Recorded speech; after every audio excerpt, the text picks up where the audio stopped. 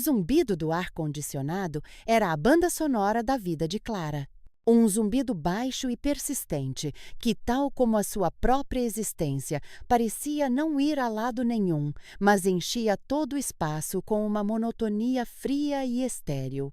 Aos 32 anos, Clara era uma gestora de projetos numa empresa de tecnologia em ascensão, um título que soava impressionante em jantares de família, mas que, na realidade, se traduzia em 12 horas diárias em frente a um ecrã, a mediar conflitos entre programadores e designers, a apagar incêndios digitais e a alimentar-se de uma dieta constante de estresse e cafeína.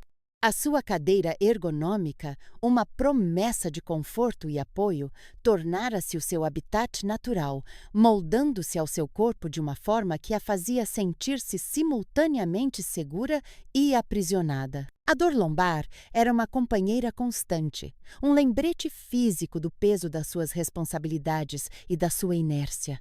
A manhã começava sempre da mesma forma.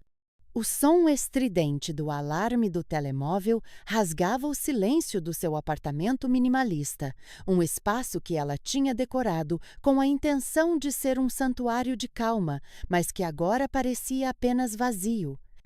Os primeiros 10 minutos do seu dia eram passados a negociar com um botão de snooze, cada adiamento uma pequena derrota antes mesmo de a batalha começar. Quando finalmente se arrastava para fora da cama, o seu corpo protestava. Os joelhos estalavam, as costas doíam e uma névoa mental turvava os seus pensamentos. O café era a sua primeira e mais urgente necessidade. Bebia a primeira chávena de pé, na cozinha, enquanto percorria os e-mails de trabalho que tinham chegado durante a noite. O pequeno almoço era uma miragem, uma boa intenção perdida no turbilhão da urgência de chegar ao escritório. O almoço era uma sanduíche de plástico, comida apressadamente na sua secretária, ou uma salada triste de um café próximo, onde as folhas verdes pareciam ter desistido da vida muito antes de chegarem ao seu prato. À tarde era um borrão de reuniões, folhas de cálculo e mais café, muitas vezes acompanhado por um biscoito ou um pedaço de chocolate da cozinha do escritório, um pequeno pico de açúcar, para combater a queda de energia avassaladora que se instalava por volta das 3 da tarde. O regresso à casa era feito no trânsito. O zumbido do ar-condicionado do escritório substituído pelo ronronar do motor do carro. Chegava à casa exausta, não de um trabalho físico, mas de uma exaustão que parecia vir de dentro, uma fadiga da alma. O jantar era quase sempre encomendado. Pizza, comida tailandesa, hambúrgueres, qualquer coisa que exigisse o mínimo de esforço, comia em frente à televisão, deixando que as vozes e as histórias de outras pessoas preenchessem o silêncio do seu apartamento e da sua mente. Adormecia tarde, muitas vezes com o telemóvel na mão, o brilho azul do ecrã a ser a última coisa que via antes de um sono intermitente e insatisfatório. A mudança não chegou com um estrondo, mas com uma série de pequenos sussurros que, com o tempo, se tornaram impossíveis de ignorar. O primeiro foi uma fotografia. A sua empresa tinha organizado um evento de networking e o fotógrafo apanhou-a de surpresa, a rir de uma piada qualquer. Quando viu a imagem no boletim informativo da empresa, na semana seguinte, não se reconheceu de imediato. A mulher na foto tinha o rosto inchado, os olhos cansados por trás de um sorriso forçado e uma postura curvada que parecia carregar o peso do mundo. Ela parecia apagada. A vitalidade que se lembrava de ter, a luz nos seus olhos, tinha sido substituída por uma opacidade cinzenta. O segundo sussurro foi um lance de escadas. O elevador do seu prédio estava avariado e ela teve de subir os 4 andares até ao seu apartamento. No topo estava ofegante, o coração a bater descontroladamente no peito, as pernas a tremer. Encostou-se à porta a tentar recuperar o fôlego e sentiu uma onda de vergonha. Tinha 32 anos, não 82. Como é que se tinha deixado chegar àquele ponto? O terceiro e último sussurro, o que finalmente a fez ouvir, veio do consultório médico durante um check-up de rotina. O doutor Martins, um homem gentil de cabelos grisalhos, olhou para os seus resultados com uma expressão neutra. Clara, está tudo bem, nada de alarmante. Mas a sua tensão arterial está no limite superior do normal.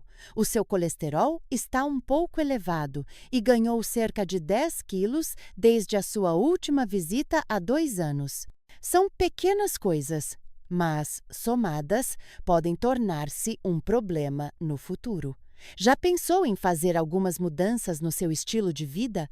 Aquelas palavras, ditas com calma e sem julgamento, atingiram-na com a força de uma revelação. Um problema no futuro. O futuro já não era um conceito abstrato e distante. Estava a acontecer agora. E ela estava a construir, luativamente com cada pizza encomendada, cada noite mal dormida e cada dia passado sentada. Naquela noite, em vez de ligar a televisão, Clara sentou-se no seu sofá em silêncio.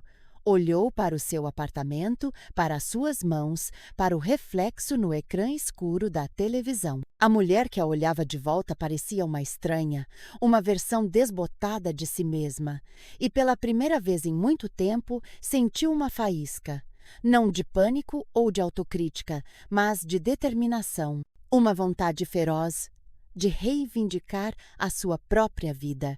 Como a gestora de projetos que era, a sua primeira abordagem foi criar um plano ambicioso e avassalador. Descarregou aplicações de contagem de calorias, inscreveu-se no ginásio mais próximo, pesquisou dietas da moda e encheu o seu carrinho de compras online com superalimentos de nomes exóticos. A segunda-feira seguinte seria o dia 1 da sua nova vida. O dia 1 foi um desastre. Acordou 1 hora mais cedo para ir ao ginásio, sentindo-se desajeitada e intimidada entre os corpos esculpidos e os frequentadores experientes. Tentou correr na passadeira, mas os seus pulmões ardiam ao fim de 5 minutos. Levantou uns pesos leves, sentindo-se fraca e ridícula. Ao pequeno almoço, forçou-se a comer um batido de couve e espirulina que sabia a relva cortada. Ao almoço, comeu uma salada sem tempero que a deixou com fome e irritada. Às 3 da tarde, a sua cabeça doía de fome e privação de cafeína. Cedeu e comeu 3 donuts da cozinha do escritório, sentindo-se imediatamente culpada e fracassada. Ao fim do dia, estava tão exausta e desmoralizada que encomendou a maior pizza que conseguiu encontrar e comeu-a inteira, como um ato de rebelião e autocomiseração.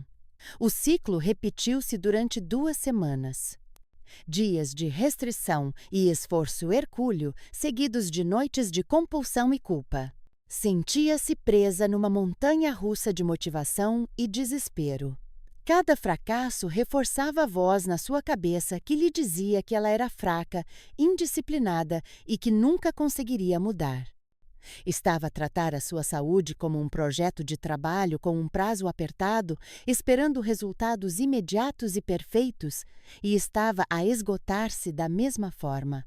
A verdadeira mudança começou não com um plano, mas com uma conversa. Helena era a diretora de design da sua empresa, uma mulher nos seus 50 anos com uma energia calma e centrada que Clara sempre admirara. Enquanto Clara corria de reunião em reunião com uma chávena de café na mão, Helena parecia deslizar pelo escritório com uma serenidade inabalável. Um dia, encontraram-se na cozinha do escritório enquanto Clara se preparava para o seu 4º café do dia. Helena estava a preparar um chá de ervas. Dia difícil? Perguntou Helena com um sorriso gentil. Clara suspirou, sentindo-se subitamente à beira das lágrimas. Todos os dias são difíceis, Helena. Sinto-me como se estivesse a correr numa roda de hamster e a ficar cada vez mais cansada. E, para sua surpresa, desabafou. Falou do seu plano falhado, da sua frustração, da sensação de estar em guerra com o seu próprio corpo. Helena ouviu pacientemente, sem interromper. Quando Clara terminou, Helena pegou na sua chávena de chá e disse algo que mudaria a perspectiva de Clara para sempre. Clara, estás a tentar construir um arranha-céus sem primeiro assentar as fundações. Estás a lutar contra ti mesma em vez de trabalhares contigo. Esquece o ginásio, esquece as dietas. Por agora, escolhe uma coisa. A coisa mais pequena e mais fácil que possas imaginar. E faz apenas isso. Faz isso até se tornar tão natural como respirar. Uma coisa? Mas isso não vai fazer diferença nenhuma, protestou Clara. A diferença não está na grandiosidade do ato, mas na consistência, disse Helena. Uma pequena vitória todos os dias ensina o teu cérebro a confiar em ti novamente. Constrói momentum. Qual é a coisa mais simples que podes fazer por ti hoje? Clara pensou. O ginásio era intimidante. A dieta era miserável. Mas Helena tinha razão. E se ela começasse com algo pequeno? Talvez dar um passeio à hora do almoço, só por 15 minutos. Perfeito, disse Helena. Não leves o telemóvel, apenas caminha. Presta atenção ao ar, aos teus pés a tocar no chão. E não te preocupes com mais nada. Apenas o passeio. Naquele dia, à hora do almoço, Clara deixou a sua sanduíche triste na secretária e saiu do escritório. O sol estava quente na sua pele e uma brisa suave agitava as folhas das árvores no pequeno parque ao lado do edifício. No início, sentiu-se inquieta, a sua mente a correr com listas de tarefas e preocupações. Mas, como Helena sugerira, ela concentrou-se nos seus sentidos. O som dos pássaros, o cheiro da relva recém-cortada, a sensação do pavimento sob os seus sapatos. Não foi uma experiência transcendente, foi apenas um passeio. Mas, quando voltou para a sua secretária 15 minutos depois, sentia-se diferente. A névoa na sua cabeça tinha se dissipado um pouco, sentia-se um pouco mais calma, um pouco mais presente. Ela fez do passeio de 15 minutos um ritual não negociável. Chovesse ou fizesse sol, ela saía. Alguns dias, era a última coisa que lhe apetecia fazer, mas lembrava-se das palavras de Helena sobre consistência. E lentamente, algo começou a mudar. O passeio tornou-se a sua âncora no meio do dia caótico. Tornou-se um momento de paz, um tempo para respirar e reiniciar. Depois de 2 semanas, ela percebeu que ansiava por aqueles 15 minutos. E, naturalmente, os 15 minutos começaram a transformar-se em 20 e depois em 30. Ela não estava a forçar. Estava a seguir o que o seu corpo e a sua mente lhe pediam. O passeio foi a primeira pedra da fundação. A segunda foi a água. O exercício, mesmo que leve, deixava-a com sede. Comprou uma garrafa de água reutilizável e bonita e começou a manter, lá na sua secretária. O simples ato de ter a garrafa à vista levou-a a beber mais. Começou a substituir o seu 3º e 4º cafés do dia por água. Ficou surpreendida ao descobrir que a sua fadiga da tarde não era apenas por falta de cafeína, mas também por desidratação. Com mais água no seu sistema, as suas dores de cabeça diminuíram e a sua pele começou a parecer menos baça. A terceira pedra da fundação foi o sono. O exercício diário e a hidratação adequada começaram a ter um efeito no seu ciclo de sono.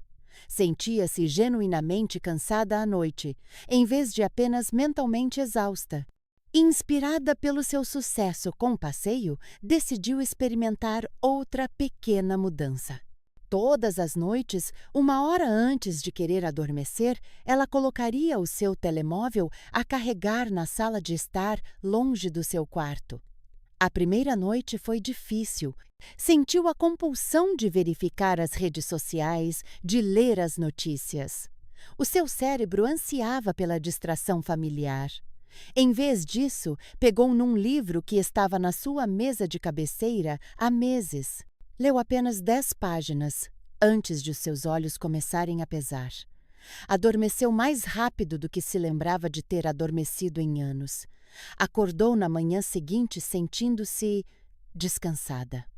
Não foi uma cura milagrosa, mas a névoa mental era visivelmente mais fina. Continuou com o ritual noturno. Ler um livro, ouvir música calma ou simplesmente deitar-se no escuro e prestar atenção à sua respiração. Aprendeu que o sono não era apenas um interruptor que se ligava e desligava, mas uma transição que precisava de ser nutrida. Começou a valorizar o seu sono como a ferramenta de recuperação mais poderosa que possuía. A sua ansiedade, que costumava atingir o pico à noite, começou a diminuir. A sua mente estava mais calma, mais clara. Com o sono, a energia e a clareza mental a melhorarem. A questão da nutrição surgiu novamente, mas desta vez de uma forma diferente. Não se tratava de restrição, mas de nutrição. Ela não queria fazer dieta. Ela queria alimentar bem o seu corpo. O pensamento de cozinhar depois de um longo dia de trabalho ainda era assustador. A solução veio na forma de um presente de aniversário que tinha recebido e nunca usado, uma panela de cozedura lenta. Num domingo à tarde, pesquisou receitas simples: frango com legumes, caril de lentilhas, sopa de feijão preto. Comprou os ingredientes, passou 20 minutos a preparar tudo e a colocar na panela. Ligou-a e foi tratar da sua vida. Horas mais tarde, um aroma delicioso começou a encher o seu apartamento. O cheiro não era de comida rápida e gordurosa, mas de algo caseiro, nutritivo e reconfortante. Naquela noite, comeu uma tigela de guisado de frango rico e saboroso. Sentou-se à sua mesa de jantar, sem televisão, e saboreou cada colherada. Foi uma das refeições mais satisfatórias que já tivera. E o melhor de tudo, tinha sobras suficientes para o almoço e o jantar do dia seguinte. A panela de cozedura lenta tornou-se a sua arma secreta. 2 vezes por semana preparava uma grande quantidade de uma refeição saudável. Isto eliminou a fadiga da decisão durante a semana. Já não tinha de pensar no que ia comer para o jantar. A resposta já estava à sua espera no frigorífico. Começou a levar os seus próprios almoços para o trabalho. Não só estava a poupar dinheiro, como também se sentia muito melhor. O pico de açúcar das 3 da tarde foi substituído por uma energia estável e sustentada. Começou a desejar alimentos integrais, a doçura de uma maçã, a textura de nozes, o sabor de vegetais assados. O seu paladar estava a mudar, a despertar de um longo sono induzido por alimentos processados. Estas mudanças não aconteceram de um dia para o outro, foram meses de pequenas e consistentes ações. Havia dias maus, claro. Dias em que o estresse no trabalho a levava a comer um saco inteiro de batatas fritas. Noites em que ficava acordada até tarde a trabalhar num projeto e o seu sono era prejudicado. Fins de semana em que comia e bebia em excesso com amigos. Mas a diferença era que agora ela não via estes eventos como fracassos. Ela via-os como desvios, não como descarrilamentos. A mentalidade de tudo ou nada tinha sido substituída por uma abordagem de compaixão e consistência. Se tinha um dia mau, simplesmente voltava ao caminho certo na refeição seguinte, no dia seguinte. Não havia punição, apenas um regresso gentil à rotina que a fazia sentir-se bem. Começou a escrever um diário. Não um diário de comida ou de exercício, mas um diário de sentimentos. Anotava como se sentia depois do seu passeio, a clareza que sentia depois de uma boa noite de sono, a satisfação de uma refeição caseira. Isto ajudou-a a conectar os pontos entre as suas ações e o seu bem-estar físico e mental. A jornada deixou de ser sobre perder peso ou atingir um objetivo arbitrário. Tornou-se sobre sentir-se bem no seu próprio corpo, sobre ter energia para viver a sua vida, sobre acalmar a ansiedade que a tinha atormentado durante tanto tempo. À medida que a sua energia aumentava, o seu interesse em movimento também aumentava. Os passeios já não pareciam suficientes. Num sábado, em vez de fazer as suas tarefas habituais, conduziu até uma reserva natural próxima e fez uma caminhada de 1 hora. O desafio de subir uma colina, a recompensa da vista do topo, o silêncio da floresta foi revigorante de uma forma que o ginásio nunca fora. A caminhada tornou-se a sua atividade de fim de semana. Comprou umas boas botas de caminhada e explorou diferentes trilhos. Sentia-se forte e capaz. O seu corpo, que antes via como um inimigo, um fardo, estava a tornar-se o seu parceiro nesta aventura. Inspirada por esta nova conexão com o seu corpo, decidiu experimentar uma aula de yoga para iniciantes num pequeno estúdio perto da sua casa. A primeira aula foi um exercício de humildade. Ela não era flexível, o seu equilíbrio era instável e sentia-se desajeitada em comparação com os outros. Mas a instrutora, uma mulher com uma voz calmante, enfatizava a importância de ouvir o seu próprio corpo e não se comparar com os outros. No final da aula, durante o relaxamento final deitada no tapete, sentiu uma profunda sensação de paz e gratidão pelo seu corpo por tudo que ele fazia por ela. Continuou a ir lentamente, a sua flexibilidade melhorou, a sua força aumentou, mas o maior benefício foi mental. O yoga ensinou-a a estar presente, a respirar através do desconforto e a encontrar a calma no meio do esforço. Tornou-se uma meditação em movimento, uma prática que ela levava para fora do tapete e para a sua vida cotidiana. Quando se sentia estressada no trabalho, em vez de ir buscar um café, fechava a porta do seu escritório por 5 minutos e concentrava-se na sua respiração. As mudanças externas começaram a tornar-se visíveis. Os seus amigos comentavam que ela parecia mais feliz, mais radiante. As suas roupas começaram a assentar melhor. Quando se olhava ao espelho, já não via uma estranha. Via-se a si mesma, uma versão mais forte, mais calma e mais vibrante de si mesma. A dor lombar tinha desaparecido, substituída pela agradável dor muscular de um corpo que se movia e trabalhava.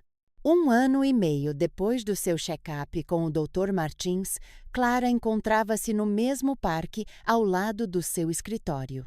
Era a sua hora de almoço. Tinha acabado um passeio de 30 minutos e estava sentada num banco a comer o seu almoço caseiro. Uma salada colorida com frango grelhado, quinoa e um molho de limão e ervas. O sol aquecia o seu rosto. Sentia-se calma, energizada e presente. O zumbido do ar-condicionado já não era a banda sonora da sua vida. Tinha sido substituído pelo som dos pássaros, pelo ritmo da sua própria respiração, pela batida constante e forte do seu coração. A sua vida não era perfeita. O trabalho ainda era estressante por vezes. Havia dias em que se sentia cansada ou desmotivada. Mas agora ela tinha as ferramentas para navegar nesses desafios. Tinha construído uma fundação de hábitos saudáveis que a apoiavam, não um regime rígido que a punia. A sua jornada não tinha sido uma transformação dramática de uma noite para outra, mas uma evolução lenta e constante. Tinha sido uma série de milhares de pequenas escolhas. A escolha de dar um passeio em vez de ficar na secretária, a escolha de beber água em vez de refrigerante, a escolha de desligar o telemóvel em vez de continuar a navegar, a escolha de cozinhar em vez de encomendar, a escolha de ser gentil consigo mesma em vez de se criticar. Naquela tarde, no trabalho, o fotógrafo da empresa estava a tirar fotos para o novo website. Ele pediu para tirar uma foto de Clara na sua secretária a sorrir. Desta vez, o sorriso não foi forçado. Veio de um lugar genuíno de contentamento. Quando viu a foto mais tarde, ela sorriu novamente. A mulher na imagem tinha os olhos brilhantes. A sua postura era ereta e confiante. Parecia viva, presente, cheia de uma energia tranquila que irradiava de dentro para fora. Ela não era uma nova pessoa. Era a pessoa que sempre esteve lá, debaixo das camadas de exaustão, estresse e maus hábitos. E ela tinha finalmente encontrado o caminho de volta para si mesma, não através de um grande salto, mas através de um passo, e depois outro, e depois outro, numa jornada sustentável em direção à saúde e à plenitude. O futuro de que o Dr. Martins tinha falado já não era uma ameaça, mas uma promessa, um vasto e belo caminho que ela estava agora forte e pronta para percorrer. A sua vida ainda tinha desafios, mas agora Clara sabia, no fundo da sua alma, que tinha construído as fundações não só para sobreviver, mas para prosperar. Os meses que se seguiram foram uma exploração silenciosa do que significava prosperar. Não era um destino, Clara percebeu rapidamente, mas sim um verbo contínuo, uma forma de ser.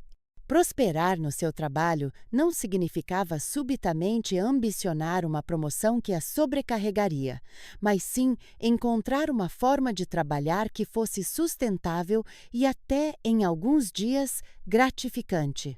Começou por reorganizar o seu espaço de trabalho. Trouxe uma pequena planta, uma suculenta que exigia pouco, mas oferecia uma mancha de vida verde no cinzento do escritório. Começou a usar os seus auscultadores não para se isolar, mas para ouvir música instrumental, calma ou sons da natureza enquanto trabalhava em tarefas que exigiam concentração. Estas eram pequenas mudanças, quase imperceptíveis para os outros, mas para Clara eram âncoras, lembretes constantes da sua intenção de cultivar a calma no meio do caos. A sua nova energia e clareza mental começaram a refletir-se na qualidade do seu trabalho. Ela era mais eficiente, cometia menos erros e, o mais surpreendente para si mesma, começou a ter ideias. Ideias para otimizar processos, para melhorar a comunicação interna, para pequenos projetos que poderiam fazer a diferença. Durante anos, ela tinha operado em modo de sobrevivência, fazendo apenas o suficiente para passar despercebida. Agora, sentia um borbulhar de criatividade que não sabia que possuía. Numa reunião de equipa, onde normalmente ficaria em silêncio a tomar notas, ouviu-se a si mesma a falar. A sua voz estava calma e firme enquanto apresentava uma sugestão para um problema que todos se queixavam há meses. Houve um momento de silêncio e depois o seu chefe, o Sr. Almeida, olhou para ela com um interesse renovado. Isso é uma excelente ideia, Clara. Pode desenvolver um pequeno plano sobre isso? A velha Clara teria entrado em pânico, a sua ansiedade a gritar que ela não era capaz, que iria falhar. A nova Clara sentiu um arrepio de nervosismo, sim, mas também uma onda de excitação. Ela acenou com a cabeça e disse simplesmente: "Claro, terei todo o gosto." Trabalhou no plano durante as 2 semanas seguintes, não com a energia frenética e alimentada à cafeína do passado, mas com um foco metódico. Usou as suas pausas para caminhar e clarear a mente, e descobriu que as suas melhores ideias surgiam quando estava longe da sua secretária a mover o corpo. O plano que apresentou não era apenas funcional, era ponderado, considerado e mostrava uma compreensão profunda dos desafios da equipa. O Sr. Almeida ficou impressionado. O projeto foi aprovado. De repente, Clara já não era apenas mais uma funcionária silenciosa, era alguém com iniciativa, alguém que tinha uma voz. Esta mudança estendeu-se para além do escritório. As suas amizades, que tinham sido mantidas à tona por mensagens de texto esporádicas e promessas vagas de termos de combinar qualquer coisa, começaram a aprofundar-se. Em vez de esperar que os outros a convidassem, ela começou a tomar a iniciativa. Que tal uma caminhada no sábado de manhã? Sugeriu ela a uma amiga, a Sofia, que conhecia desde a universidade. Sofia, habituada à Clara caseira, ficou surpreendida. Uma caminhada? Tu? A sério? Mas a curiosidade levou a melhor. Naquele sábado, enquanto subiam um trilho ladeado de sobreiros, Sofia olhava para Clara com admiração. Tu mudaste, disse ela, um pouco sem fôlego. Não é só o facto de estares a fazer uma caminhada sem te queixares, riu-se, é outra coisa. Pareces leve. Clara sorriu. Eu sinto-me leve, respondeu ela, e era a mais pura das verdades. A conversa fluiu de uma forma que não fluía há anos. Falaram não apenas das trivialidades do dia a dia, mas dos seus sonhos, dos seus medos, das suas esperanças. Clara descobriu que, ao tornar-se mais presente para si mesma, conseguia estar muito mais presente para os outros. Conseguia ouvir sem o ruído constante da sua própria ansiedade a interferir. Ela não estava a pensar no que diria a seguir ou a julgar-se pela sua resposta. Estava simplesmente a ouvir. A amizade delas, que se tinha tornado uma relíquia confortável do passado, reacendeu-se com uma nova vitalidade. A prática de yoga também evoluiu. De uma aula semanal para iniciantes, ela passou para 2 e depois começou a explorar diferentes estilos. Experimentou Vinyasa, que a desafiava com as suas sequências fluidas, e Yin Yoga, que a ensinava sobre a quietude profunda e a libertação de tensões que nem sabia que guardava. O estúdio tornou-se o seu santuário.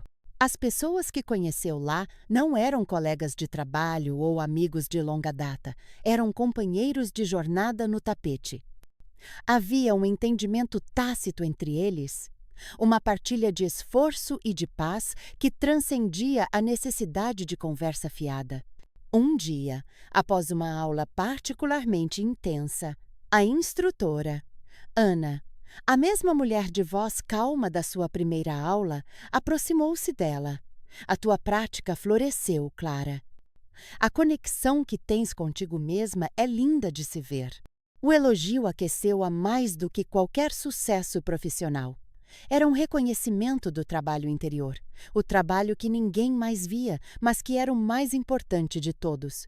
No entanto, a vida não era uma subida linear em direção à iluminação. Cerca de 2 anos após a sua transformação ter começado, o universo decidiu testar as suas novas fundações. A empresa anunciou uma grande reestruturação. O pânico espalhou-se pelos corredores como um incêndio. Havia rumores de despedimentos de departamentos a serem fundidos, de um aumento maciço da carga de trabalho. A atmosfera tornou-se tóxica, impregnada de medo e incerteza. A velha Clara teria sido consumida por isto. Teria passado as noites em branco, a sua mente a girar em cenários catastróficos. Teria voltado a comer por conforto, a saltar os seus passeios, a encontrar desculpas para não ir ao yoga. E, de facto, a tentação estava lá. Numa terça-feira particularmente estressante, depois de uma reunião tensa onde o futuro de todos parecia estar por um fio, ela sentiu o velho aperto no peito, a familiar vontade de se esconder do mundo com um pacote de bolachas e o brilho anestesiante da televisão. Saiu do escritório sentindo-se esgotada e derrotada. No caminho para casa, o seu carro passou por uma pastelaria e o cheiro a açúcar e manteiga chamou por ela como o canto de uma sereia. Ela parou o carro, sentou-se ali por um momento, com o motor a trabalhar, as mãos a apertar o volante. A guerra travava-se dentro dela. Uma parte dela gritava por alívio por um conforto rápido e fácil. A outra, uma voz mais calma e recente, sussurrava: Isto não vai ajudar. Lembra-te de como te sentes depois. Ela respirou fundo, 1, 2, 3 vezes, como tinha aprendido no yoga. Fechou os olhos e, em vez de lutar contra o desejo, observou-o. Reconheceu-o como um velho padrão, uma resposta aprendida ao estresse. E depois, com uma clareza que a surpreendeu, fez uma escolha diferente. Ligou o pisca e afastou-se da pastelaria. Em vez de ir para casa, conduziu até o pequeno parque perto do estúdio de yoga. Trocou os sapatos de escritório pelas sapatilhas, que agora guardava sempre no carro, e começou a andar. Não a um ritmo acelerado para queimar calorias, mas a um ritmo lento e deliberado. Com cada passo, focava-se na sensação dos seus pés no chão. Com cada inspiração, sentia o ar fresco a encher os seus pulmões. Não estava a fugir do estresse, estava a processá-lo, a permitir que se movesse através dela em vez de ficar preso no seu corpo. Depois de 20 minutos, sentou-se num banco e observou o pôr do sol a pintar o céu de laranja e rosa. O aperto no seu peito tinha se dissipado.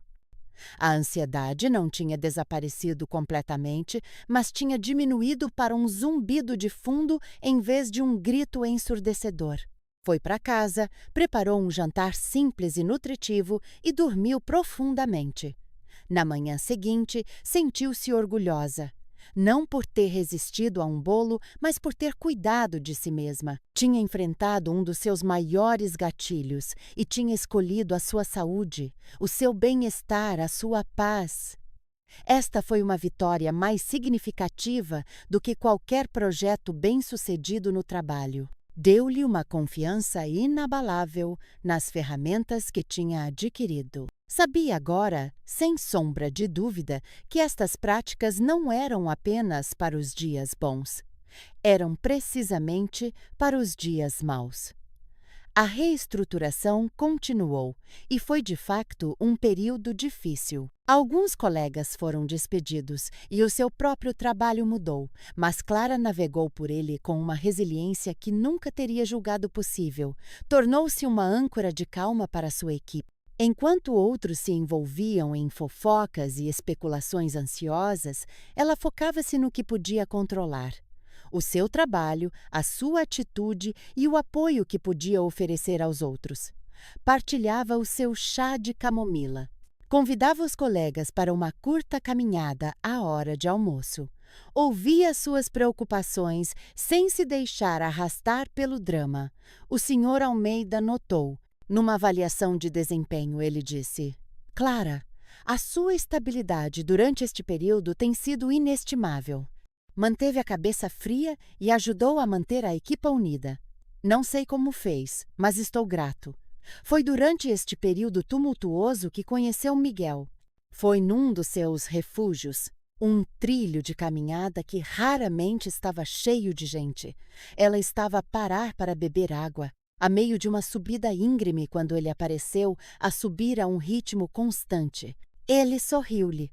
Um sorriso genuíno que iluminou os seus olhos. Uma boa subida, não é? Disse ele, a sua respiração apenas ligeiramente ofegante. Começaram a conversar.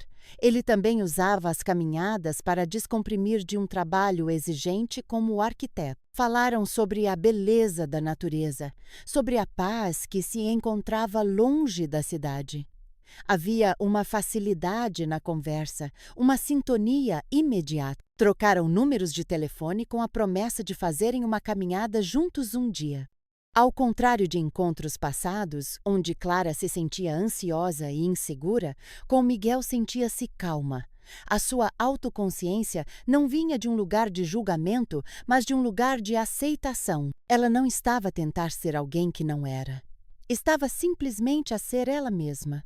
As suas primeiras saídas foram caminhadas, explorando novos trilhos. Descobriram um amor partilhado pelo silêncio, pela observação e pela simples alegria de estar ao ar livre.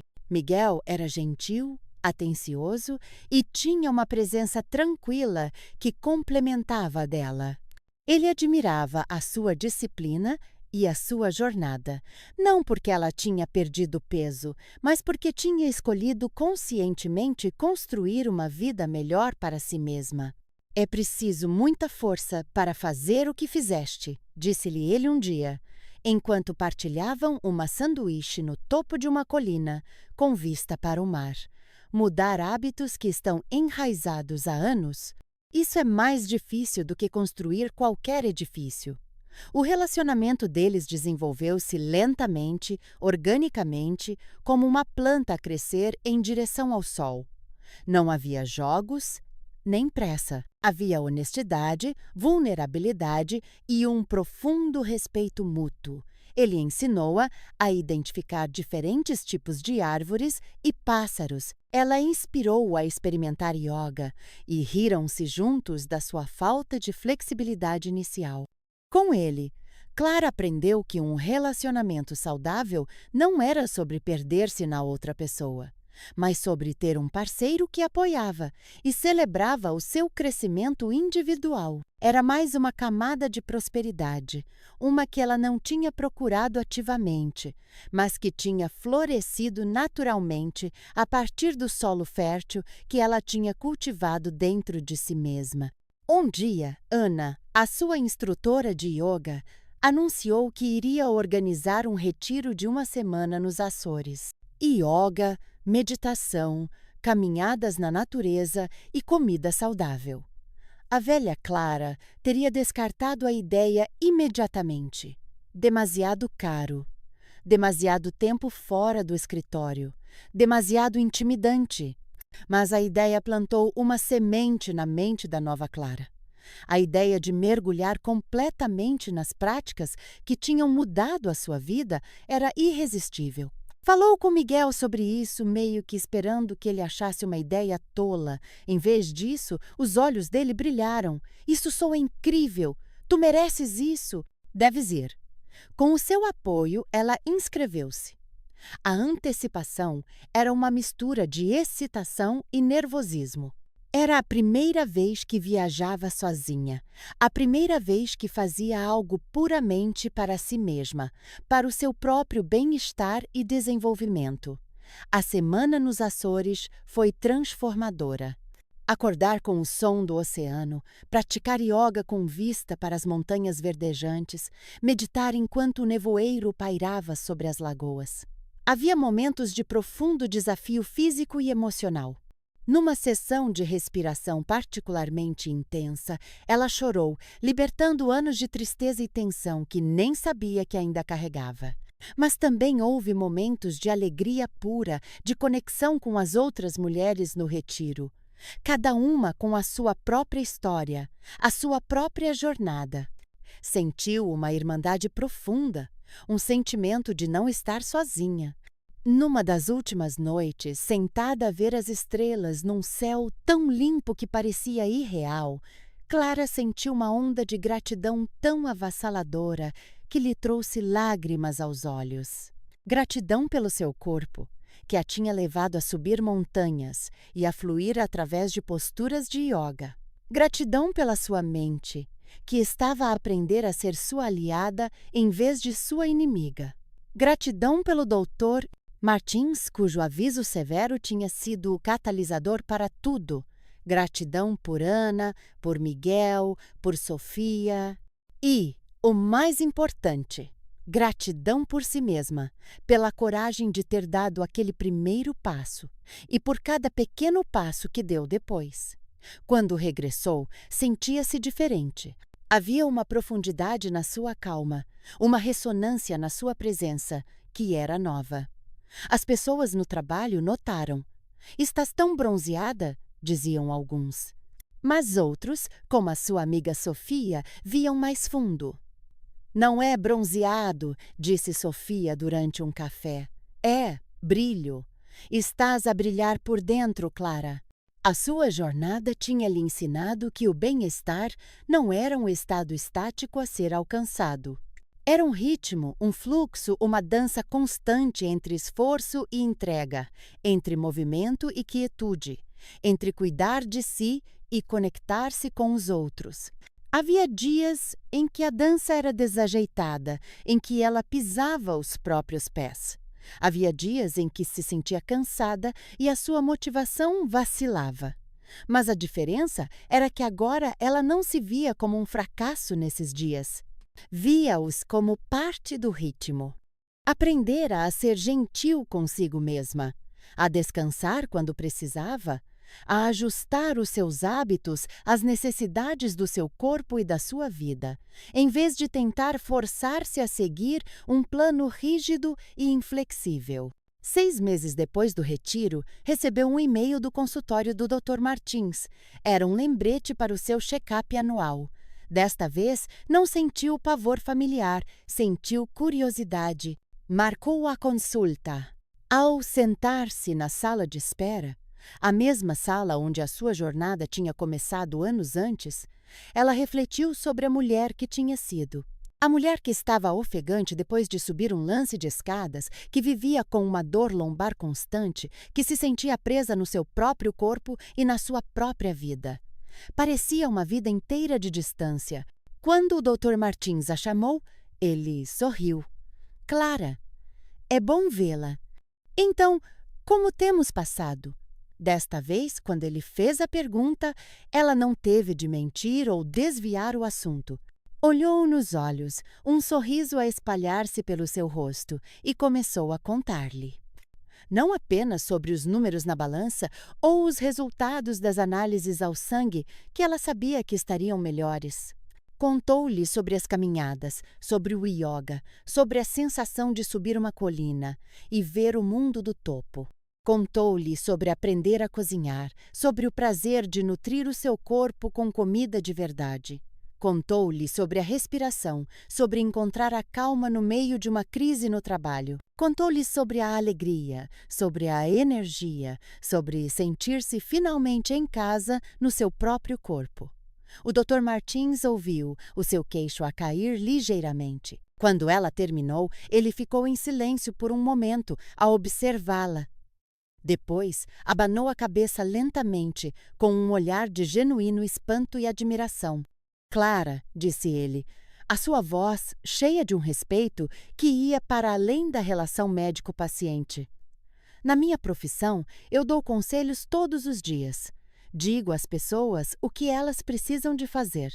Mas poucas, muito poucas, realmente ouvem. E ainda menos o transformam em algo tão completo. Você não seguiu apenas as minhas instruções. Você pegou nelas e construiu uma nova vida. Você é a prova de que a verdadeira medicina não é apenas sobre pílulas e procedimento. É sobre as escolhas que fazemos todos os dias. Estou incrivelmente impressionado. Naquele momento, de pé no consultório do médico, Clara percebeu que a sua jornada tinha fechado um círculo. O medo que a tinha impulsionado no início tinha sido completamente substituído por amor próprio. A validação que ela já não precisava, mas que era tão doce de receber, não era sobre os seus resultados, mas sobre o seu processo. Ela tinha se tornado a sua própria heroína, não ao realizar um feito extraordinário, mas ao aparecer para si mesma, dia após dia, com consistência, compaixão e coragem. E ela sabia, com uma certeza que emanava do fundo da sua alma, que esta jornada não tinha um fim. Era simplesmente a forma como ela vivia agora, passo a passo, respiração a respiração, escolha a escolha, prosperando. Ao sair do consultório, Clara não foi diretamente para o carro. Em vez disso, caminhou até um pequeno parque que ficava a algumas ruas de distância, um lugar que raramente notara antes. O sol da tarde filtrava-se por entre as folhas das árvores, pintando padrões de luz e sombra na calçada. Encontrou um banco vazio e sentou-se, não por cansaço, mas para absorver o momento. O ar encheu-lhe os pulmões, fresco e limpo. Não era o ar rarefeito do topo de uma montanha, nem o ar salgado do mar, mas o ar simples e cotidiano da sua cidade. E, pela primeira vez, Pareceu-lhe suficiente. Mais do que suficiente. Parecia um presente. O elogio do doutor Martins ressoava na sua mente, não como um troféu, mas como um eco suave da sua própria voz interior, aquela que finalmente aprendera a ouvir. Você construiu uma nova vida. Era verdade. Não tinha demolido a antiga e começado do zero. Tinha sido mais como uma renovação cuidadosa. Mantivera as fundações. O seu trabalho, os seus amigos, a sua família, mas tinha derrubado paredes internas, aberto janelas para deixar entrar a luz e plantado um jardim onde antes só havia betão. Sentiu o telemóvel vibrar na mala. Era Sofia. Então, como correu o veredito? Devo levar champanhe ou gelado de chocolate? Clara sorriu. Pegou no telemóvel e, em vez de responder por texto, ligou. Clara, estás viva! Isso é um bom sinal, disse a voz animada de Sofia do outro lado. Estou mais do que viva, Sophie. Estou a prosperar, respondeu Clara, e a palavra soou tão certa nos seus lábios como se sentia na sua alma. E não precisas de trazer nada. Que tal se, em vez disso, formos caminhar amanhã de manhã? Naquele trilho junto ao rio. Podemos levar um termo de chá. Houve uma pequena pausa. Caminhar, às 7 da manhã de um sábado? Tu mudaste mesmo, mulher. Mas sim, por ti, eu faço esse sacrifício.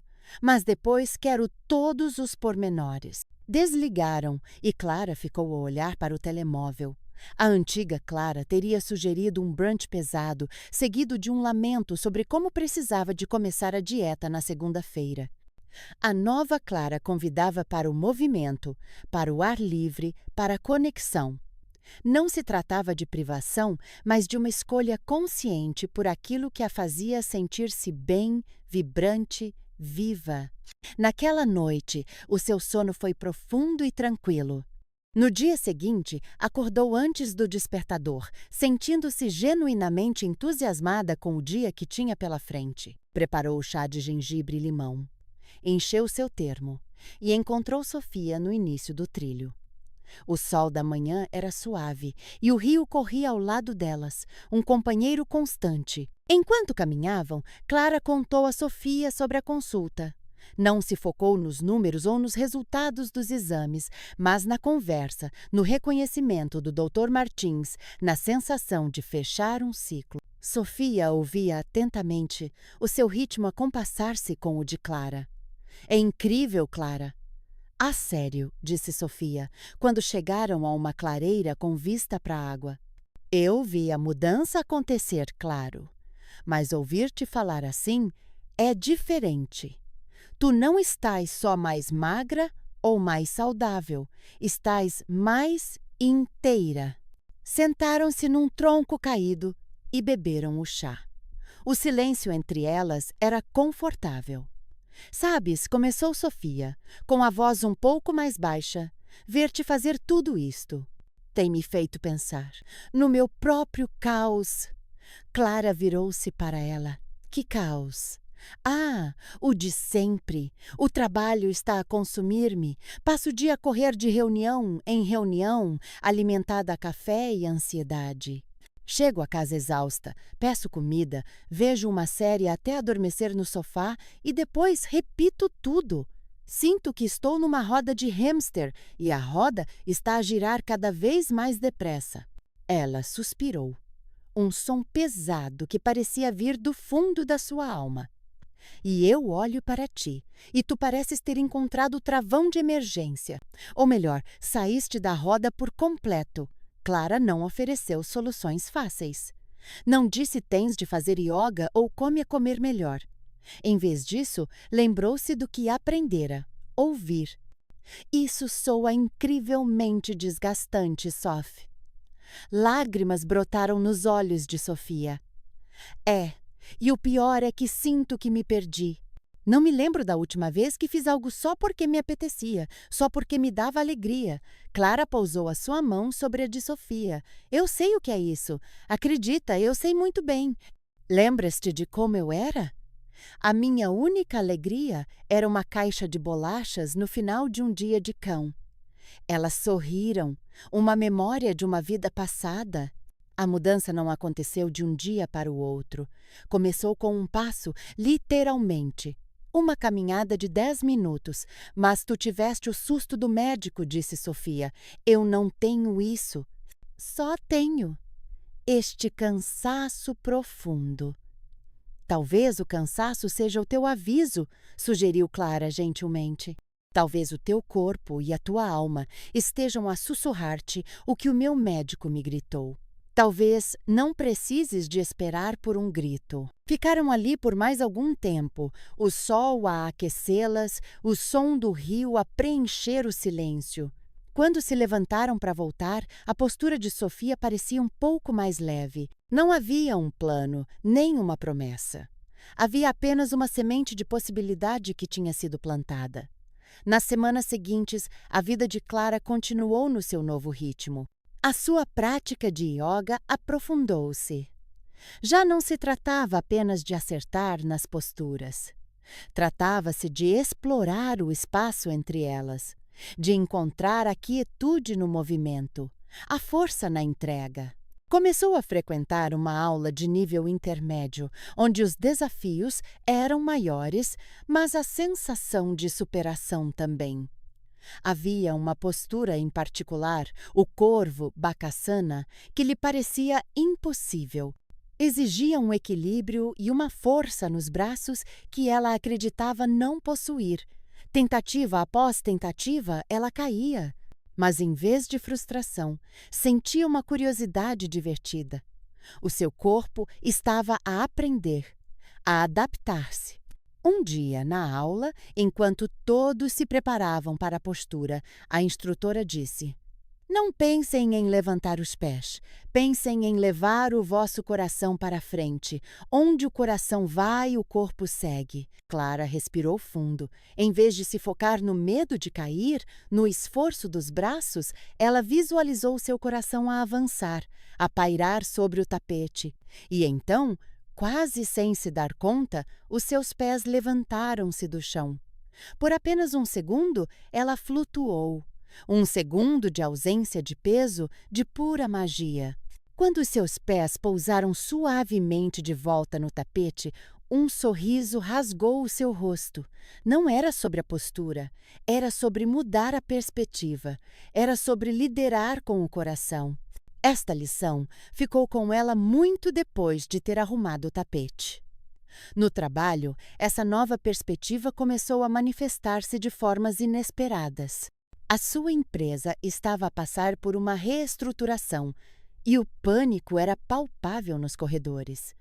As pessoas sussurravam sobre despedimentos, competiam por visibilidade e o estresse era como uma nuvem espessa. A antiga Clara teria sido apanhada no meio do furacão, roendo as unhas, imaginando o pior. A nova Clara observava. Quando a ansiedade apertava, ela retirava-se por 5 minutos. Fechava a porta do seu gabinete e focava-se na sua respiração. Inspirar calma, expirar tensão. O seu chefe, um homem chamado Sr. Almeida, que era notoriamente exigente e estressado, começou a reparar. Um dia, depois de uma reunião particularmente tensa em que Clara tinha conseguido acalmar os ânimos com uma abordagem lógica e serena, ele chamou-a ao seu escritório. Clara, posso falar consigo um momento? Ela entrou, sentindo-se calma. O medo do escritório do chefe tinha desaparecido. Eu tenho observado o seu trabalho ultimamente. Começou ele, especialmente durante esta fase de transição. Muitos estão a perder a cabeça. Você, pelo contrário, parece mais focada do que nunca. Está a trazer uma estabilidade à equipa que é inestimável. Qual é o seu segredo? Clara sorriu. Não há segredo, Sr. Almeida. Apenas aprendi a gerir a minha própria energia primeiro. Se eu estiver calma, consigo pensar com mais clareza e ajudar os outros a fazer o mesmo. Ele olhou para ela, intrigado. Estou a reestruturar as equipas e preciso de um líder para um novo projeto de alta visibilidade. Vai ser exigente e de alta pressão, mas precisa de alguém com uma mão firme e uma cabeça fria. Pensei em si. A oferta era uma grande oportunidade, o tipo de desafio que a antiga Clara teria sonhado ter, mas que a teria aterrorizado. Agora ela sentia uma onda de excitação, mas também de cautela. Fico muito honrada com a sua confiança, Sr. Almeida. Teria todo o gosto em saber mais sobre o projeto. A minha única condição é que eu possa estruturar o trabalho de uma forma que proteja o bem-estar da equipa. Acredito que a produtividade sustentável vem de pessoas que não estão constantemente no limite do burnout. O Sr. Almeida levantou uma sobrancelha. Era uma abordagem invulgar na cultura da empresa. Mas depois de um momento, ele assentiu. Justo! Se conseguir os resultados, pode gerir a equipa como achar melhor. Mostre-me como se faz. Clara saiu do escritório com um novo sentido de propósito. Não se tratava apenas do seu próprio bem-estar. Tratava-se de criar um pequeno oásis de sanidade no meio da loucura corporativa. Tornou-se um desafio fascinante. Como aplicar os princípios de equilíbrio, ritmo e compaixão que aprendera na sua vida pessoal a um ambiente de equipa? Ela começou por implementar pequenas mudanças. Pausas para respirar de 5 minutos antes de reuniões importantes. Incentivou as pessoas a fazerem pausas para almoço longe das suas secretárias. Estabeleceu um horário limite para o envio de e-mails, para proteger o tempo pessoal de todos. No início, houve algum ceticismo, mas gradualmente a equipa começou a responder. A qualidade do trabalho melhorou. A comunicação tornou-se mais aberta e o nível de estresse geral diminuiu. Clara estava a descobrir que cuidar de si mesma a tinha equipado para cuidar melhor dos outros. Enquanto a sua vida profissional florescia, a sua relação com a família também se aprofundava. O seu irmão, Miguel, ligou-lhe um dia, com a voz carregada de preocupação. Clara, preciso de falar contigo. Fui ao médico. Sabes, o meu check-up anual. A minha tensão arterial está alta, o colesterol também. O médico disse que se eu não mudar o meu estilo de vida, vou pelo mesmo caminho que o pai.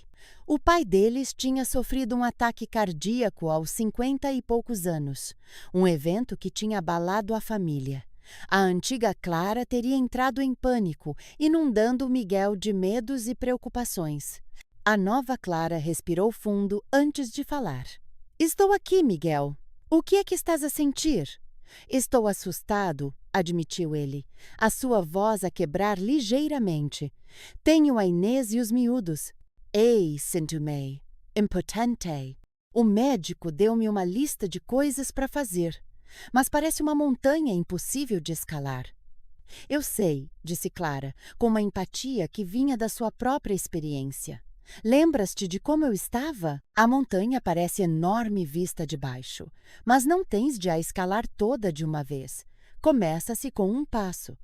Nas semanas seguintes, Clara tornou-se a guia gentil de Miguel. Não lhe deu ordens, nem o envergonhou. Em vez disso, partilhou a sua jornada. Enviou-lhe receitas simples e saborosas que tinha descoberto. Convidou-o, a ele e a sua família, para caminhadas no fim de semana. Não falavam sobre dietas ou doenças, falavam sobre a vida enquanto seus corpos se moviam e os seus pulmões se enchiam de ar fresco. Ela mostrou-lhe que a mudança não tinha de ser uma punição, mas podia ser uma descoberta. Um sábado, estavam a caminhar num parque e Miguel parou, ofegante, no topo de uma pequena colina. Ele olhou para Clara. Como é que fazes isto parecer tão fácil? Não é fácil, respondeu ela, honestamente. Ainda há dias em que o sofá me chama mais alto do que o trilho. A diferença é que agora eu sei como me vou sentir depois. E escolho a sensação de vitalidade em vez da sensação de letargia. A maior parte das vezes, acrescentou com um piscar de olho. A chave é a gentileza. Se um dia não conseguires, não faz mal. Tentas outra vez no dia seguinte. Não é uma corrida, Miguel. É a tua vida. Ver a mudança acontecer em Miguel, ver a sua energia a regressar e o medo nos seus olhos a ser substituído por esperança foi uma das experiências mais gratificantes da vida de Clara. Ela percebeu que a sua cura não era apenas para si. Tinha um efeito de onda, tocando as pessoas que amava. O tempo passou, as estações mudaram. A nova vida de Clara tornou-se simplesmente a sua vida. O ritmo do cuidado pessoal estava tão integrado no seu dia a dia como lavar os dentes. Mas a vida, na sua infinita sabedoria, tem sempre novas lições para ensinar. 1 ano e meio depois daquela consulta transformadora, Clara recebeu uma chamada que a fez gelar. A sua mãe, que vivia noutra cidade, tinha caído e partido a anca. A cirurgia era necessária e a recuperação seria longa. Sem hesitar, Clara meteu-se no carro e conduziu durante 4 horas até ao hospital. Nos dias e semanas que se seguiram, a sua vida virou do avesso. Os seus dias eram passados no hospital, a lidar com médicos, a confortar a sua mãe assustada e dorida e a gerir a logística dos cuidados pós-operatórios. As suas rotinas bem estabelecidas desmoronaram-se. As caminhadas matinais foram substituídas por corridas pelos corredores do hospital. As refeições caseiras foram trocadas por sanduíches da cafetaria. As aulas de yoga tornaram-se uma memória distante. Ela sentiu o estresse a infiltrar-se no seu corpo.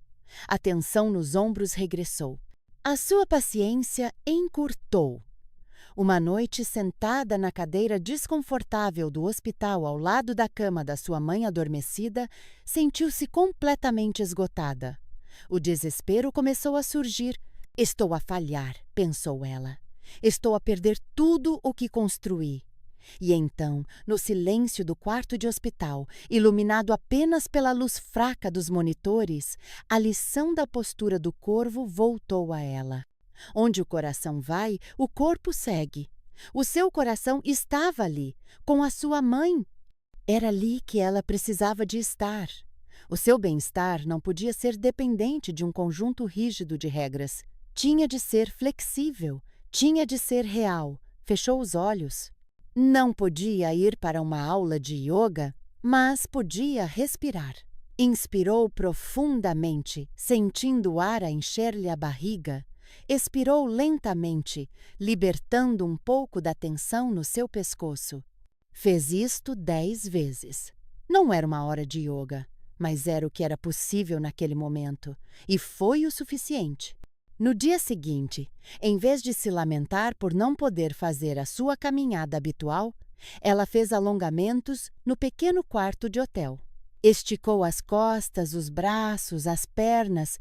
Moveu o seu corpo de forma gentil e deliberada durante 15 minutos. Não era uma caminhada de 1 hora na natureza, mas era movimento, e foi o suficiente. Ela começou a encontrar o seu bem-estar nos pequenos espaços, na escolha de uma salada em vez de batatas fritas na cafetaria. Nos 5 minutos que passava no jardim do hospital, a sentir o sol no rosto. Na conversa com uma enfermeira simpática. Ela percebeu que a sua jornada a tinha preparado exatamente para isto, não para evitar as tempestades da vida, mas para ser a âncora no meio delas. A sua prática não era algo que ela às vezes fazia, era algo que ela às vezes era. A sua mãe recuperou lentamente. Quando finalmente pôde levar lá para casa, Clara ficou com ela durante mais algumas semanas, ajudando-a na fisioterapia, cozinhando refeições nutritivas e simplesmente fazendo-lhe companhia. Foi um período exigente, mas também profundamente conectivo. Quando Clara finalmente regressou à sua própria casa, sentia-se cansada, mas não derrotada. O seu corpo estava um pouco mais pesado, os seus músculos um pouco menos tonificados. Mas a sua resiliência, a sua compaixão por si mesma nunca tinha sido tão forte. No seu primeiro dia de volta, em vez de se forçar a uma rotina intensa para compensar o tempo perdido, Ela simplesmente desenrolou o seu tapete de yoga. Não seguiu nenhuma aula, nenhuma sequência, apenas se moveu como seu corpo pedia. Dobrou-se para a frente, libertando a tensão das suas costas. Torceu, massageando os órgãos internos. Deitou-se de costas, numa postura de descanso, e sentiu uma onda de gratidão tão profunda que lhe trouxe lágrimas aos olhos. Gratidão pelo seu corpo, que a tinha aguentado durante semanas de estresse e sono interrompido. Gratidão pela sua mente, que tinha encontrado calma no caos. Gratidão por esta prática, este refúgio que vivia dentro dela, não importava onde estivesse. A sua jornada tinha entrado numa nova fase. Já não se tratava de transformação, mas de integração. Já não se tratava de alcançar um estado, mas de habitar um ser. Ela continuou a liderar o seu projeto no trabalho com uma mistura de eficiência e empatia que se tornou a sua marca registrada. Continuou a inspirar Sofia e Miguel, não por lhes dizer o que fazer, mas por viver a sua verdade de forma consistente. Um dia, a instrutora de yoga do seu retiro, a mulher que a tinha guiado através daquela sessão de respiração transformadora, enviou um e-mail. Estava a organizar uma formação para professores de yoga. Clara, tenho pensado em ti, escreveu ela.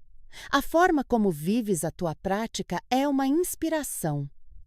Já alguma vez pensaste em partilhá-la?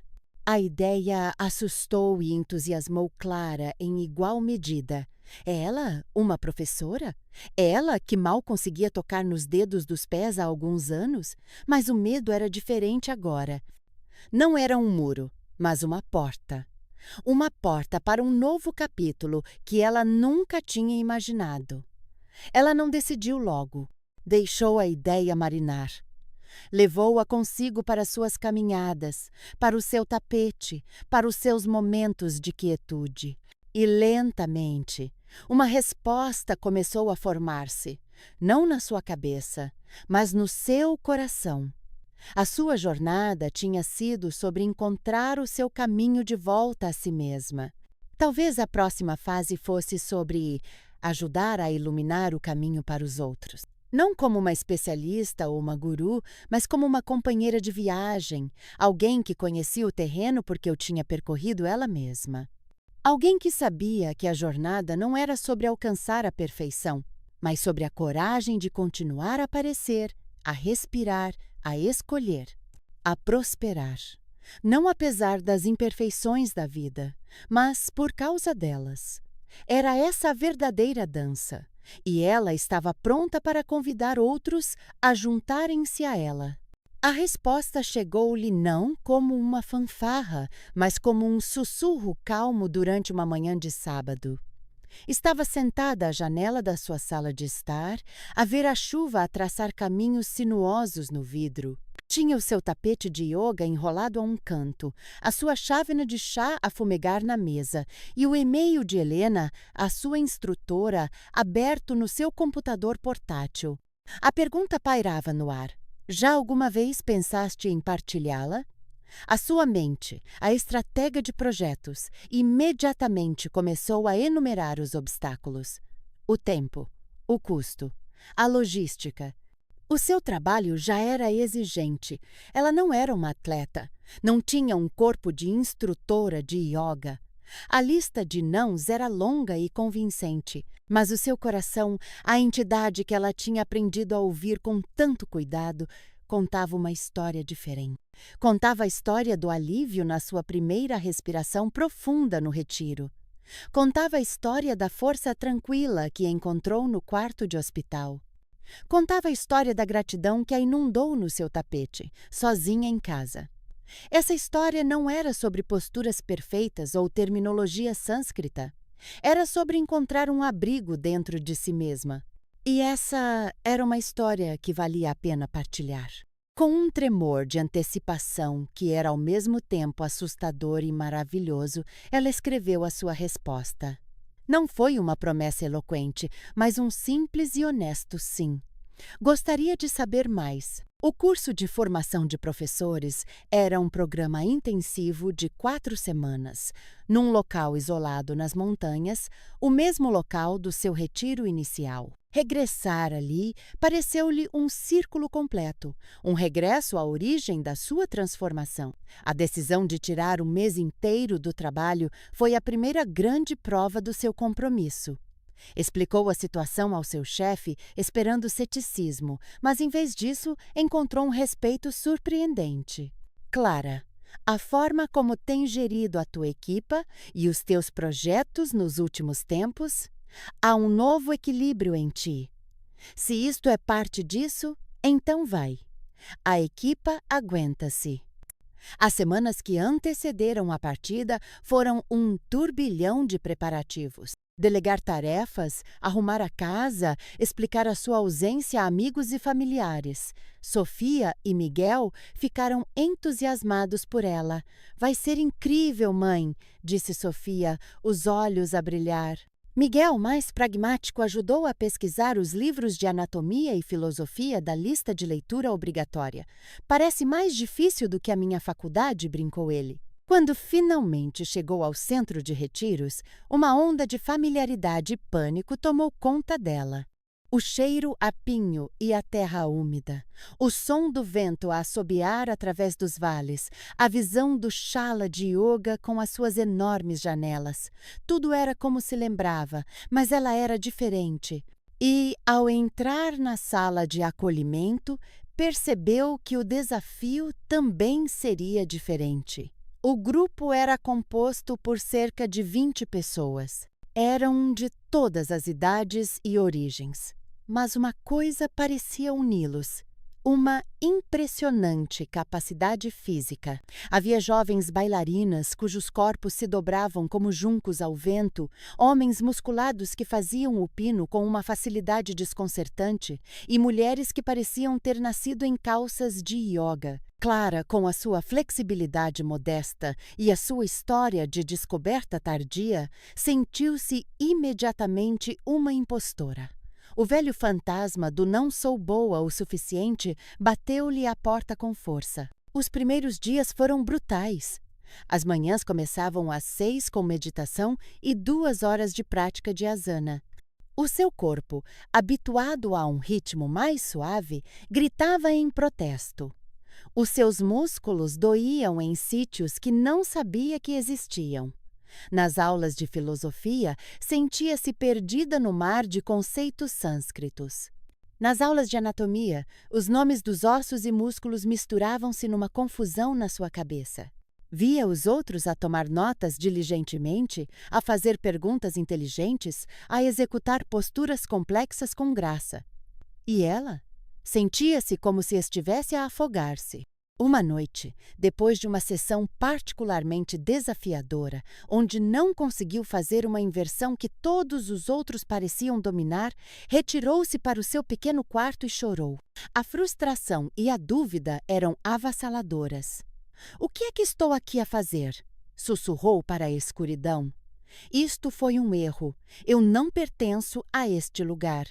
Pensou em fazer as malas e ir embora, em voltar para a segurança da sua vida conhecida, para o seu trabalho onde era competente, para a sua prática solitária, onde não havia comparações. Foi então que se lembrou da lição do hospital. Não se tratava da hora inteira de yoga, mas dos 10 minutos de respiração. Não se tratava da caminhada, mas dos alongamentos no quarto. Não se tratava da perfeição, mas da possibilidade. Levantou-se, sentou-se na beira da cama e, em vez de se concentrar no que não conseguia fazer, concentrou-se no que podia. Respirou, uma respiração de cada vez. Inspirou a sua dúvida, o seu medo, a sua dor. Expirou, libertando não a dor em si, mas a sua resistência a ela. No dia seguinte, entrou no shala com uma nova intenção. Em vez de olhar para os outros, olhou para dentro. Durante a prática de asana, em vez de forçar o seu corpo a imitar as formas perfeitas ao seu redor, ela ouviu-o. Modificou as posturas. Usou blocos e cobertores. Quando seu corpo disse basta, ela descansou na postura da criança, sentindo o apoio da terra por baixo dela. Pela primeira vez, não sentiu vergonha por fazer menos. Sentiu sabedoria. Alguém notou. Durante a pausa para o almoço, um homem mais velho, de cabelo grisalho e olhos gentis, chamado Rui, sentou-se ao seu lado. Notei a tua prática esta manhã, disse ele. Há muita honestidade no teu tapete. Clara ficou surpreendida. Honestidade? Eu chamo-lhe limitação, respondeu ela com um sorriso agridoce. Rui abanou a cabeça. Qualquer um pode forçar o corpo a fazer uma forma, mas é preciso coragem para ouvir o corpo e honrar a sua verdade. Eu sou carpinteiro. As minhas mãos e os meus joelhos viram melhores dias. Se eu tentasse fazer o que aquelas jovens de 20 anos fazem, partia-me ao meio. O yoga, para mim, não é sobre tornar-me mais flexível. É sobre tornar-me mais inteiro. Aquela conversa foi um ponto de viragem. Clara começou a ver o curso não como uma competição que estava a perder, mas como um laboratório para sua própria compreensão. Mergulhou nos textos filosóficos e descobriu os yamas e niyamas, os princípios éticos do yoga. Em vezes ahimsa, vezes não violência, ela viu não apenas um mandamento para não magoar os outros, mas um convite urgente para parar de ser violenta consigo mesma, com os seus pensamentos autocríticos. Em vezes satya, vezes veracidade, ela encontrou a permissão para ser honesta sobre os seus limites. Em vezes santoja, vezes contentamento, ela relembrou a lição de encontrar o suficiente nos pequenos momentos. A anatomia, antes uma matéria intimidante, tornou-se fascinante. Aprender sobre o sistema nervoso, a forma como o estresse ativa a resposta de luta ou fuga e como a respiração consciente pode ativar o sistema parasimpático de descansar e digerir.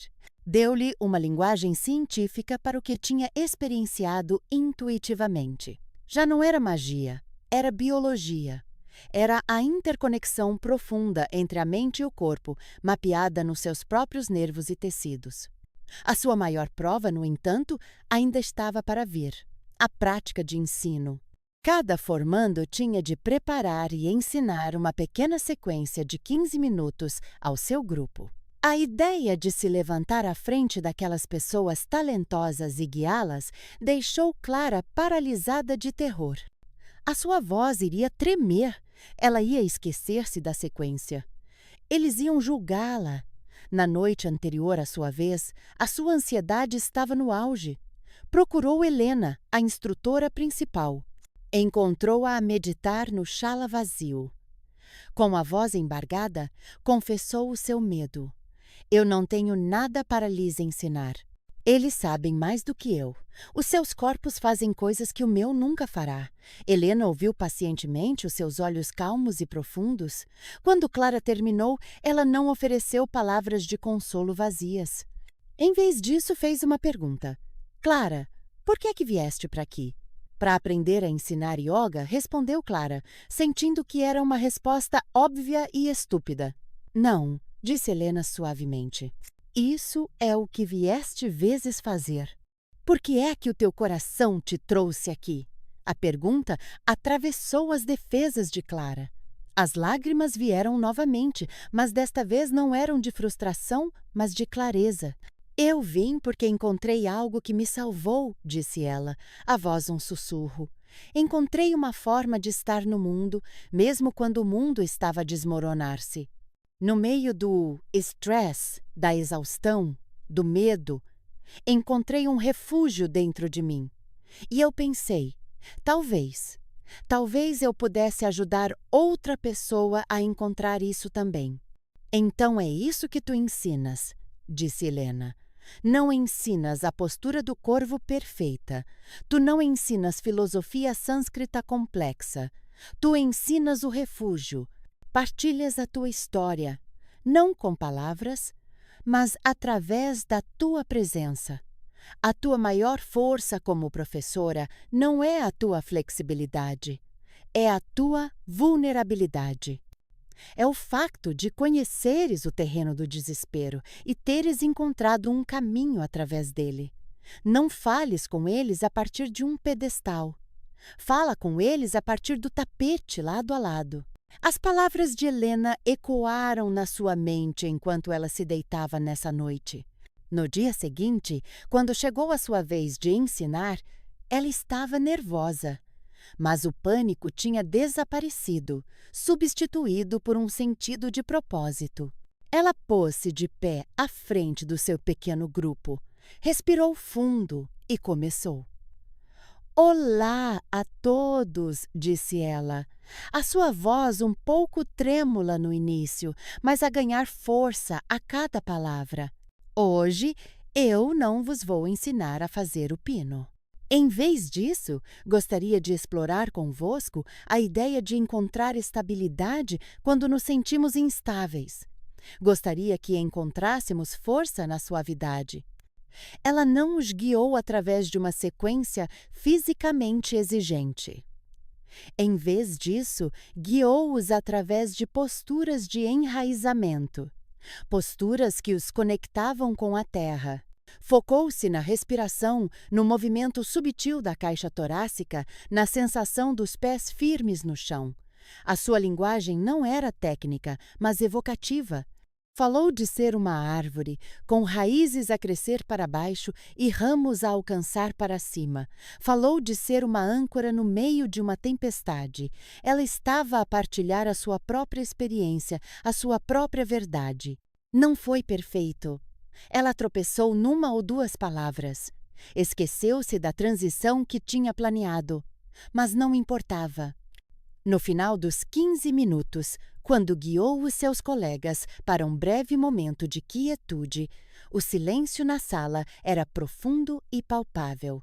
Quando eles abriram os olhos, viram a sua sinceridade, viram a sua autenticidade.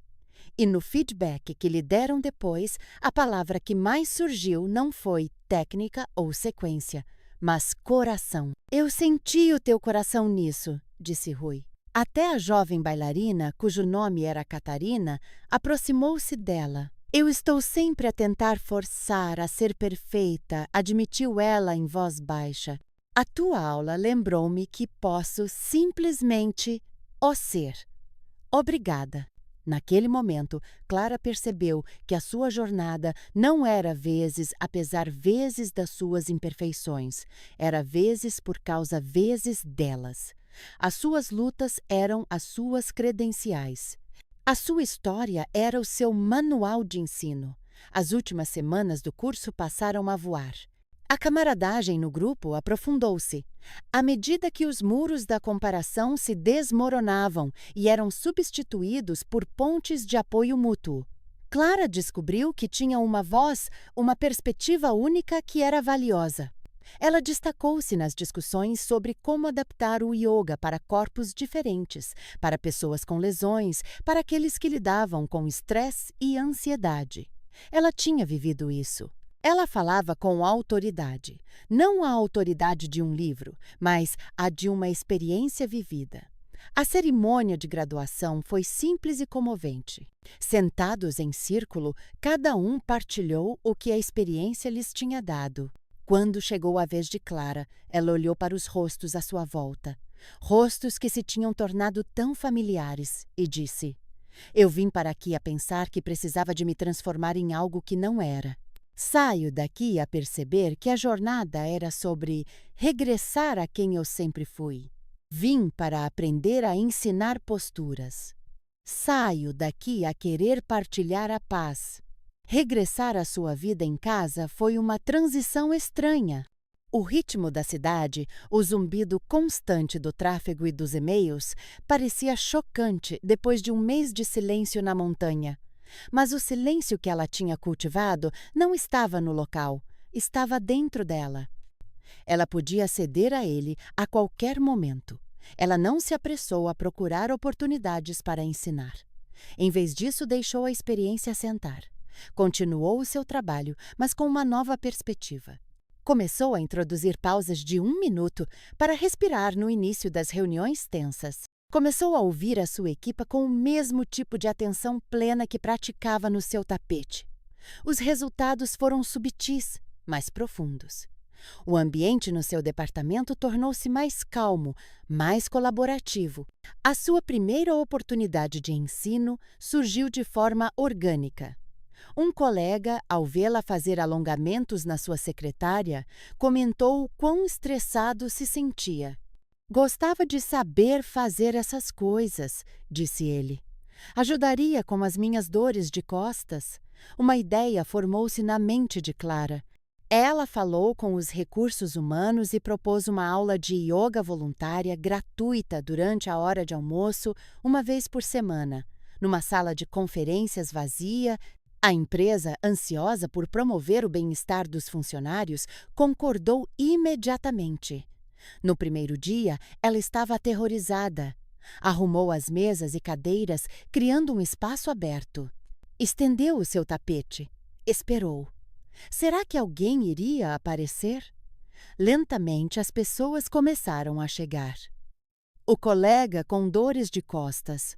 Uma jovem analista que parecia perpetuamente ansiosa. Um gestor sênior que admitiu não conseguir tocar nos dedos dos pés.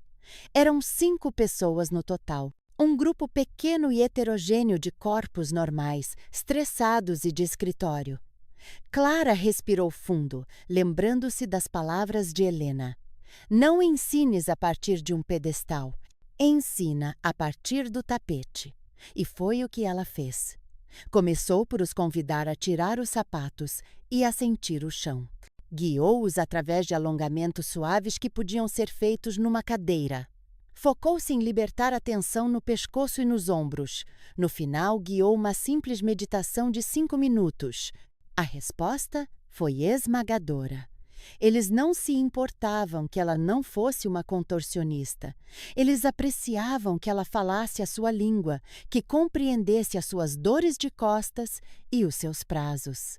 A aula tornou-se um pequeno santuário no meio da semana de trabalho. A notícia espalhou-se e em poucas semanas a sala estava cheia. Uma tarde, ao chegar à sala de conferências, viu 2 figuras familiares à espera. Eram Sofia e Miguel. O porteiro deixou-nos subir, disse Sofia com um sorriso cúmplice.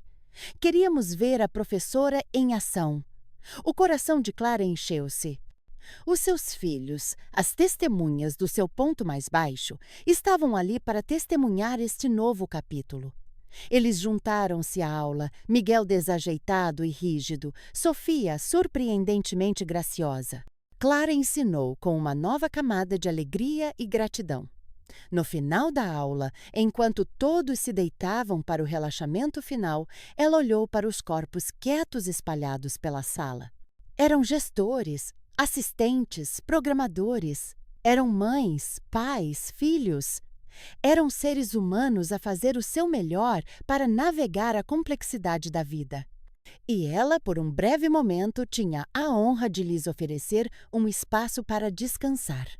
Mais tarde, enquanto arrumavam os tapetes, Miguel abraçou-a com força. — Estou tão orgulhoso de ti, mãe. Não é só sobre o yoga, pois não? Clara sorriu, as lágrimas a picar-lhe os olhos novamente. Não, meu querido, nunca foi só sobre o yoga. A jornada dela não tinha terminado. Ela sabia que nunca terminaria. Haveria sempre novos desafios, novas tempestades. Mas agora ela carregava o seu refúgio dentro de si. A sua prática já não era algo que ela fazia durante 1 hora por dia. Era a forma como ela se movia pelo mundo. Era na paciência com que ouvia um colega, na compaixão com que olhava para o seu próprio reflexo no espelho, na gratidão por uma chávena de chá quente numa manhã chuvosa. A transformação não tinha sido um evento único, mas um processo contínuo de desdobramento. Como uma flor que se abre lentamente, não pela força, mas rendendo-se à luz. Ela tinha encontrado a sua dança. E, ao partilhá-la, descobriu a mais bela das verdades. A sua luz não diminuía ao iluminar o caminho para os outros. Pelo contrário, brilhava ainda mais forte.